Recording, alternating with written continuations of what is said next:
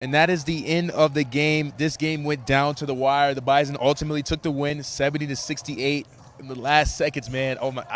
I'm speechless. I think this is the most heart-stopping game I've seen since, well, our last regular season game against Western Illinois, to be honest. I mean, this was an incredible game in terms of, if you're a fan, but there definitely were some things that weren't perfect in the second half, though they got the victory. It seemed like the defense really struggled to start out the second half. They gave up 20 points in just a matter of about 7 or 8 minutes when they only gave up 25 in the first half. Oh, man, one name I definitely want to emphasize, Javis Miller, man. He made a lot of clutch shots, especially that last layup, man. Oh, my God. Yeah, the clutch three that tied the game at 67, and then, that clutch layup to get them up to 69-68. And, one thing, too, that wasn't perfect this game either was the missed free throws. That was 8 missed free throws in this game, including one towards the end that almost could have been very deadly to the team, but thankfully those free throws could have been, a matter of tying or even going ahead in several instances in this game.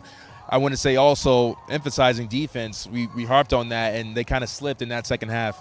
Yeah, the defense seemed to struggle, unfortunately, and it seemed like in the paint they were just getting beat. They didn't have an answer for that. And also, it seemed like South Dakota was gaining momentum in three-pointers. It seemed like they were getting more of those. And then going back to the free throws, South Dakota only missed one free throw in this entire game. And that came at a very important moment, very late in the game. Yeah. And, it's a wonder if they make all their free throws, does that change the complexion of the game later? And you got to give the Bison props, taking advantage of their mess-ups. That out of bounds when late in that final 26 seconds left. Man. No shot clock really, and they make a terrible mistake, and the Bison take advantage of it. And that was one thing that I was a little nervous about, because there were a lot of times where USD was making mistakes, and NDSU was not, taking advantage of that. Yep. And thankfully, when USD made that mistake by getting the ball out of bounds, they took big-time advantage. Definitely. Talk about keeping your composure in none of those final seconds of that game, man. Very physical, aggressive game, too. A lot of fouls called in the second half. So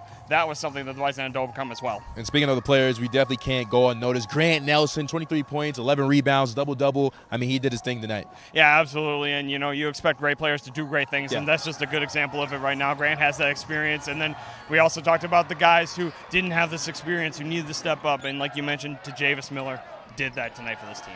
Yep, now we got to move on. Next, South Dakota State. It's going to be tough. And this game should give them a lot of confidence, though. Tomorrow night, it's going to be a very similar atmosphere. A lot of SDSU fans will be here. But now they have the experience. They played a game in this kind of atmosphere. They know what to expect now. They can get themselves prepared physically and mentally for this game tomorrow night against second-seeded SDSU. Definitely. We'll see you guys tomorrow.